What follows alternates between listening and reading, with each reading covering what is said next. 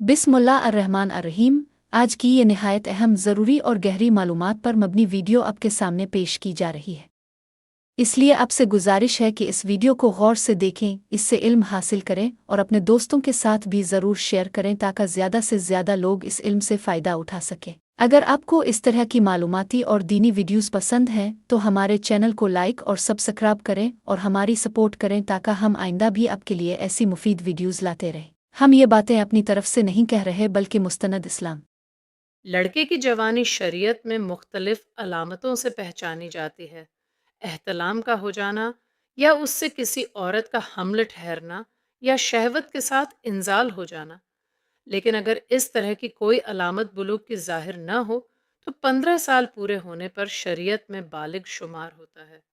लड़की के बुलूग की अलामत हैज का आना या एहतलाम हो जाना या हमल ठहरना या बेदारी में शहवत के साथ मणि का निकलना और कोई अलामत जाहिर न हो तो 15 साल पर बालिगा शुमार होगी।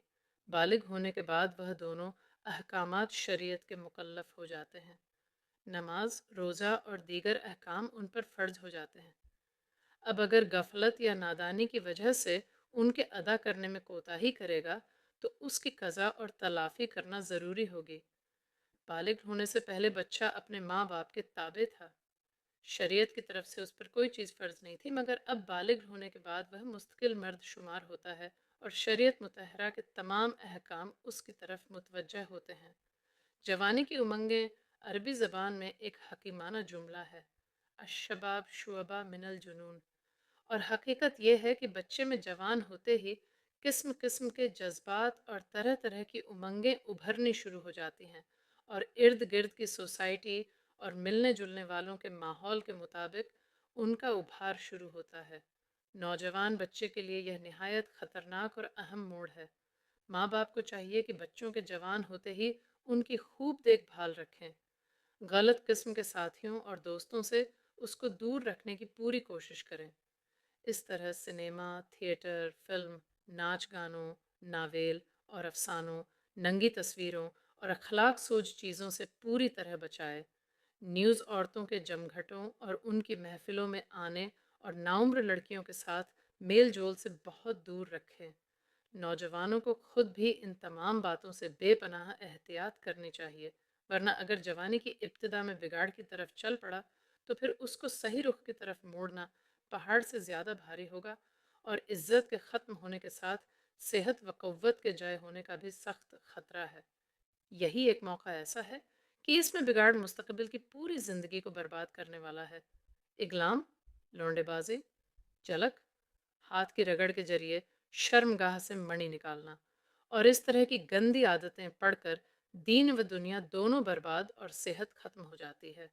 बल्कि बहुत सी दफ़ा इन खबीस और लानती फ़ैल को करने से मुस्तकबिल में शादी के लायक नहीं रहता और आहिस्ता आहिस्ता मुरझा जाने वाले फूल की तरह उसकी ज़िंदगी मुर्दा हो जाती है।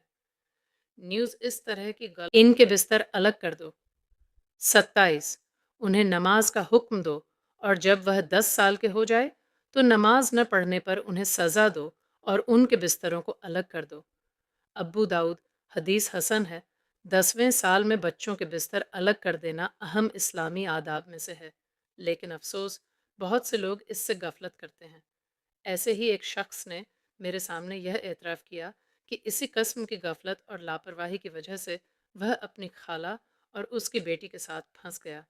अल्लामा इमाम इब्न हज़म रहमतुल्लाह अलैह की किताब तौक अल हमामा में है। एक अरब औरत को अपने किसी करीबी अजीज़ का हमल था।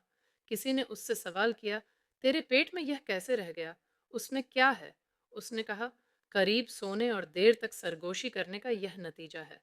गोया वह कहना चाहती थी कि यह अलमिया एक साथ बिस्तर पर सोने, करीब करीब रहने और अजीज़ों के साथ कसरत इख्तिलात का नतीजा है। इस्लाम की अज़मत और उसके ज़रीन उसूलों की कदामत का अंदाज़ा इससे होता है कि हुजूर सल्लल्लाहु अलैहि आलिहि वसल्लम ने बच्चों को अलग बिस्तरों पर सुलाने का जो हुक्म आज से 1400 साल पहले दिया, आज की तरक्की याफ्ता मेडिकल साइंस और जिनसियात के माहिरीन न सिर्फ इसको तस्लीम करते हैं बल्कि इस पर जोर देते हैं, इसके फ़वाइद गिनाते हैं और इस पर लापरवाही बरतने पर बुरे अंजाम से डराते हैं। तुहफ़तुल अरूस, किताब اپنے بچوں کو جنسیات سے آگاہ رکھو، جس کو انجمن معائنہ اطفال امریکہ نے تیار کیا ہے، میں لکھا ہے کہ ضروری ہے کہ بچوں کو ایک بستر پر نہ سلایا جائے، اور بہتر تو یہ ہے کہ انہیں ایک کمرے میں بھی نہ سلایا جائے، کیونکہ جو بچے متواتر ایک بستر پر سوتے ہیں ان کے اندر رگڑ، مشت جنی اور جسمانی ملاپ کا مرض پیدا ہوتا ہے، اور رفتہ رفتہ یہ بچے جنسی کھیل کھیلنے لگتے ہیں۔ سونے کے کمرے میں ماں باپ کے ساتھ ساتھ بچوں کا سلانا بھی کسی صورت حکمت اور دانائی سے خالی نہیں ہے، کیونکہ بچے بظاہر سوئے ہوئے نظر آتے ہیں لیکن حقیقت میں وہ جاگے ہوتے ہیں۔ 2-3 سال کے بچوں کا بھی عام طور پر یہی حال ہے۔ ایسے بچے اپنے ماں باپ کو جنسی ملاپ کی حالت میں دیکھ کر ڈر جاتے ہیں اور اکثر ان کا برا حال ہوتا ہے۔ بسا اوقات ایسا ہوتا ہے کہ رات کی گہری سیاہی بھی ان کی آنکھوں پر پردہ نہیں ڈال سکتی ہے، اس لیے کہ حرکات و سکنات سے بھی چھوٹے بچوں کی نیند اچاٹ ہو جاتی ہے، اور یہ جو نخیز بچوں میں جنسی بے راہ روی کے جراثیم سرایت کر جاتے ہیں اور ابتدا سے ان کی عادتیں بگڑنے لگتی ہیں، ان عوارض کی کڑیوں کو ہم نہایت آسانی کے ساتھ بستر الگ نہ کرنے کی اسی غفلت کے ساتھ جوڑ سکتے ہیں، جس میں بچے ماں باپ کے ساتھ ایک کمرے میں سوتے ہیں اور ان کی حرکتوں سے متاثر ہوتے ہیں، جبکہ شریعت اور عقل کی رو سے اس کی سخت ممانعت وارد ہے۔ اس لیے ماں باپ کو اس سلسلے میں بڑی احتیاط اور پرہیز کی ضرورت ہے۔ جوانی کی حفاظت کس طرح کریں؟ 1. بچے جب باشعور اور سمجھدار ہو جائیں، جس کی عمر عام طور پر 7-8 سال ہے، تو ان کو الگ الگ بستر پر سلانے کی عادت ڈالیے، چاہے وہ محرم یعنی بھائی بہن ہی کیوں نہ ہو۔ ساتھ سونا شرعاً ممنوع ہے، نیز اس میں کسی وقت بھی اخلاقی بگاڑ کا اندیشہ ہے۔ پھر غیر محرم کے ساتھ اور بھی۔ خلاصہ اس لیکھ میں بتایا گیا ہے کہ جب لڑکا اور لڑکی بالغ یوون کو پہنچ جاتے ہیں یا ان کی عمر 15 سال پوری ہو جاتی ہے تو ان پر نماز، روزہ اور دوسرے شریعت کے احکام فرض ہو جاتے ہیں۔ جوانی کا سمے بہت سنویدنشیل ہوتا ہے، اس لیے ماتا پتا کو چاہیے کہ بچوں کی اچھی پرورش کرے، اشلیل چیزوں اور غلط عادتوں سے بچائے۔ اسلام میں یہ بھی ہدایت دی گئی ہے کہ 10 سال کی عمر کے بعد بچوں کے بستر الگ کر دیے جائے تاکہ نیتک بگاڑ سے بچا جا سکے۔